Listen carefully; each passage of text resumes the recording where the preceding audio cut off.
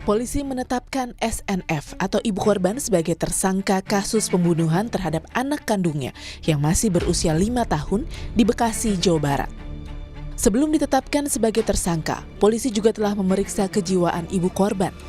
Hasilnya, diduga pelaku mengidap skizofrenia. Polisi juga telah memeriksa suami pelaku yang membenarkan perilaku aneh sang istri sebelum membunuh anak kandungnya. Mulai dari pergi ke bandara bersama kedua anaknya tanpa membawa paspor, hingga berjalan kaki ke rumah dengan membawa kedua anaknya. Diketahui oleh suaminya melalui security bandara bahwasannya dia mau pergi ke luar negeri tapi tanpa paspor dan tiket. Namun pihak dari keamanan bandara langsung menghubungi suaminya memberitahukan bahwasannya istrinya dan dua anaknya sedang ada di bandara. Dalam hal ini pelaku keluar dari hotel tanpa memberitahu resepsionis.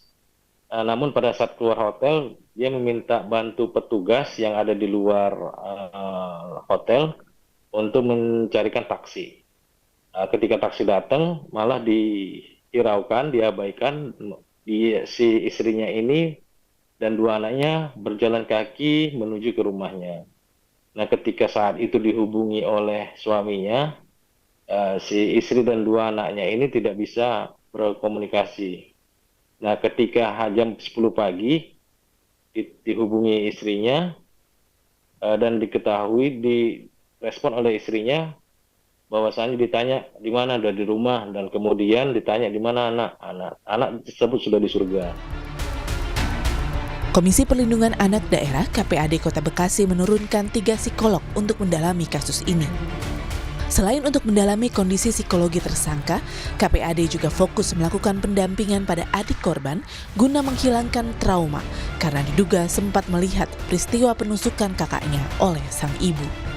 Anak hari ini dalam proses pendampingan oleh tim dari DP3 dan Komisi Perlindungan Anak Daerah Kota Bekasi. Berarti anak itu sempat melihat, Pak? Kalau kan memang dia secara komunikasi belum lancar ya, tapi ada beberapa indikasi sempat anak itu kaget, beberapa kagetan gitu ya. Seperti ada shock trauma melihat sebuah kejadian yang belum pernah dilihat sebenarnya. Karena anak itu masih usia 2 tahun ya, jadi belum bisa bercerita. Dalam menjalani proses pemeriksaan, polisi menyebut pelaku kerap berhalusinasi dan menyebut mendapat bisikan saat membunuh anak kandungnya sendiri. Saat ini, polisi masih mencari motif pembunuhan yang dilakukan ibu kepada anak kandungnya. Tim Liputan Kompas TV. Polisi telah menetapkan ibu kandung sebagai tersangka pembunuhan anak di Bekasi, Jawa Barat. Namun polisi menemukan pelaku terindikasi mengalami skizofrenia. Lalu bagaimana selanjutnya proses hukum terhadap sang ibu yang juga mengalami gangguan kejiwaan itu? Kami akan diskusikan bersama dengan para narasumber. Bergabung saat ini psikolog klinis ibu dan anak Ana Surti Aryania dan ahli hukum pidana Albert Aris. Selamat sore semuanya, apa kabar?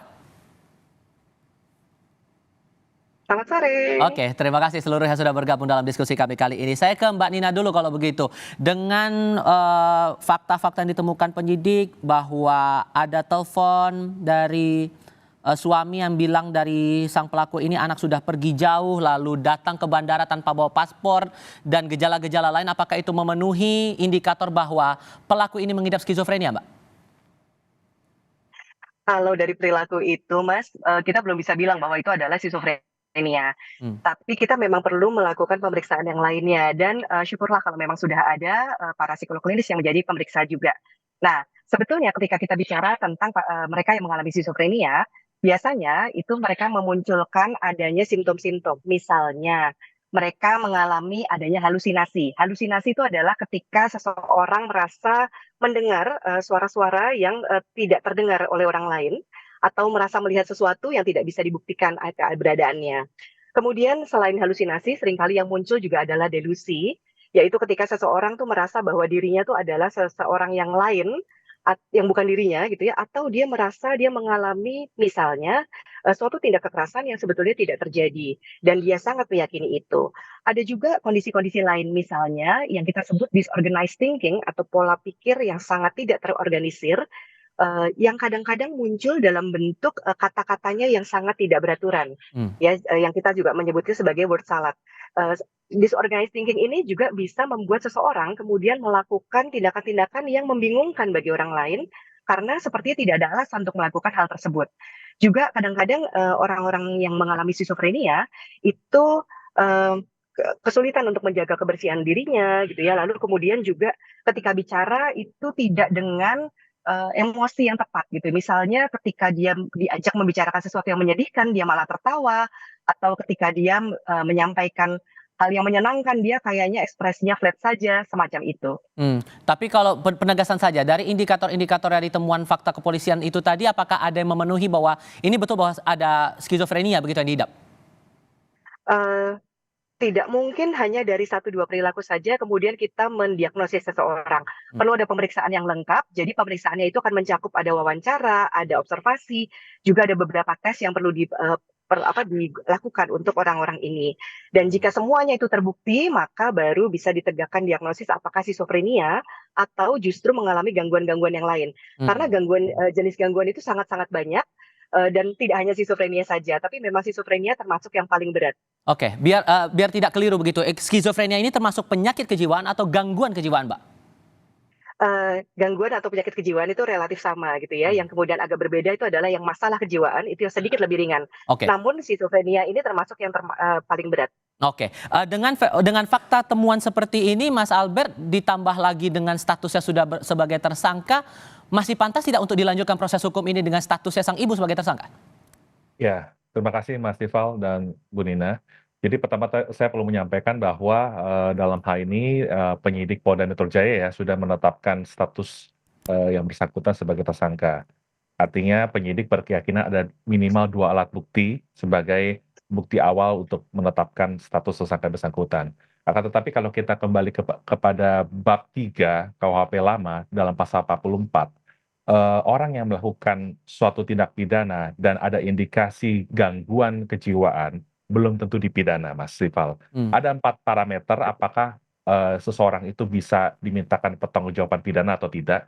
Yang pertama adalah kemampuan bertanggung jawab dari si pelaku ini nanti dilihat bagaimana keadaan akal, jiwa, dan pertumbuhan atau apakah terganggu karena penyakit. Yang kedua, tanpa mengurangi rasa hormat saya kepada Bu Nina juga, penentuan kemampuan bertanggung jawab ini memang konteksnya cenderung kepada psikiater ya dalam hal ini. Tentu dengan bantuan profesi-profesi lain misalkan seperti psikolog klinis dan lain sebagainya. Yang ketiga, dicari tahu apakah ada hubungan kausalitas antara keadaan jiwa kita sebut dengan perbuatan yang dilakukan Mas Tifal. Dan yang terakhir adalah penilaian terhadap hubungan tersebut ditentukan oleh hakim dalam hal ini. Jadi kesimpulannya Mas Tifal, orang yang melakukan tindak pidana belum tentu bisa dimintakan pertanggungjawaban pidana. Namun demikian sore hari saya perlu menyampaikan sayang sekali KUHP lama yang masih kita gunakan sampai hari ini belum menerangkan tentang detail apa itu skizofrenia. Dalam KUHP baru ada kemampuan bertanggung jawab dan ada kurang mampu bertanggung jawab. Nah, nanti tinggal dilihat bagaimana derajat pertanggungjawaban pidana dengan bantuan ahli. Kalau misalkan memang dia tidak mampu bertanggung jawab dan termasuk dalam kategori disabilitas mental, dia bisa dikenai pidana dan tindakan.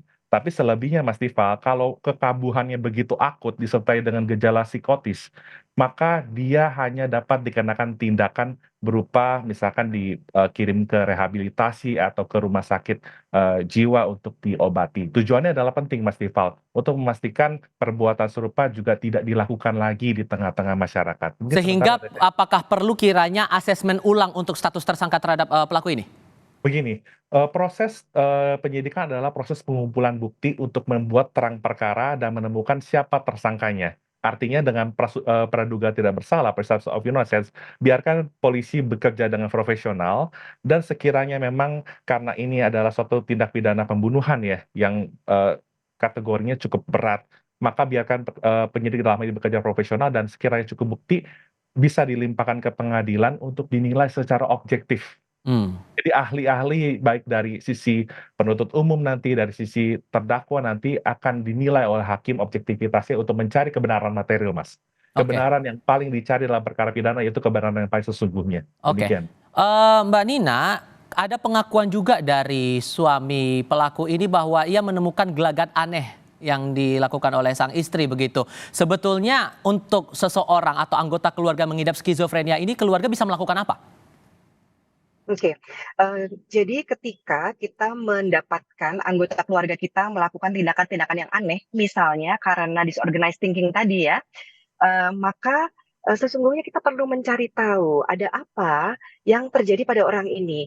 Beberapa orang ternyata mengalami perubahan perilaku yang aneh akibat adanya, stres, berat yang baru dialami, misalnya baru saja mengalami kekerasan dari orang lain, belum tentu dari anggota keluarga, gitu. Dan kita perlu mencari tahu dulu apa yang, terjadi pada orang ini. Kemudian yang perlu dilakukan juga adalah memberikan pendampingan ataupun memberikan bantuan. Contohnya, kita bisa menawarkan bantuan-bantuan untuk, mengurus anaknya, atau bantuan untuk mencarikan, makanan supaya mereka bisa tetap bisa, makan dengan baik misalnya keluarga ini. Ya, itu untuk mengurangi tekanan yang dialami oleh anggota keluarga yang kemudian bertindak aneh. Dan tentunya perlu ada perlindungan yang kita lakukan, baik perlindungan untuk si orang yang, kemudian tiba-tiba bertindak aneh supaya dia tidak sampai menyakiti dirinya atau orang-orang lain ya di sekitarnya, juga perlindungan bagi, anak-anak atau keluarganya, ya supaya tidak menjadi korban dari apapun, perilaku aneh yang dia lakukan oleh orang-orang ini. Oke, dengan fakta juga yang ditemui polisi bahwa polisi juga mengaku kebingungan untuk mencari motif karena keterangan yang disampaikan oleh pelaku ini, Mas Albert, kerap berubah-ubah. Nah, menurut Anda ini akan menjadi tantangan yang bagaimana nanti ujungnya kalau kemudian proses hukum akan tetap dilanjutkan dengan kondisi pelaku sedemikian? Audionya belum dibuka, Mas Albert, mohon maaf. Mohon maaf, Oke, tadi. silakan. Ya, jadi karena proses penyidikan ini masih berlangsung dan ada indikasi skizofrenia ya. Kalau kita lihat dalam penjelasan pasal 38 KUHP baru itu kan merupakan disabilitas mental berupa terganggunya fungsi pikir, emosi, dan perilaku yang bisa mengganggu kepribadian dia, kurang lebih seperti itu ya. Nah, jadi memang dalam hal ini polisi harus bekerja dengan profesional, menghadirkan ahli-ahli yang kompeten, termasuk juga Bu Ana Surti Aryani ini, Bu Nina ya, bisa dihadirkan nanti bisa untuk menentukan derajat pertanggungjawaban pidananya, Mas. Tentu, meskipun ada postulat yang mengatakan furiosus nulla voluntas est, bahwa orang yang kurang sehat jiwanya itu tidak memiliki kehendak. Dalam hal ini polisi harus menelusuri dan mengumpulkan bukti lebih jauh dengan cara menghadirkan ahli. Karena ini tidak bisa tidak harus dengan bantuan ahli, Mas Rival. Butuh bantuan ahli dan apakah akan ada pendampingan khusus juga, Mbak Nina, kalau kemudian pelaku ini tetap akan dilanjutkan proses hukumnya, dan bentuk pendampingan khusus seperti apa yang kiranya perlu diberikan? Oke, jadi sebetulnya memang, dalam proses penyelidikan itu kan ada begitu banyak tekanan biasanya yang dialami oleh, si tersangka gitu ya, apalagi jika ternyata dia memang mengalami gangguan kejiwaan tertentu. Jadi memang butuh sekali pendampingan dari para ahli atau dari keluarganya yang memang bisa mengerti dia. Nah, pendampingan yang bisa diberikan itu misalnya mencoba mengajak bicara apabila si orang ini memang bersedia untuk bercerita. Dan kita menjadi pendengar yang baik gitu, tidak melakukan penghakiman apapun, dan juga tidak menyalahkan walaupun mungkin, tidak juga membenarkan ya, dalam artian kita mencoba mendukung apapun yang, dia rasakan dan dia perlu tahu bahwa dia punya teman yang bisa dia percaya.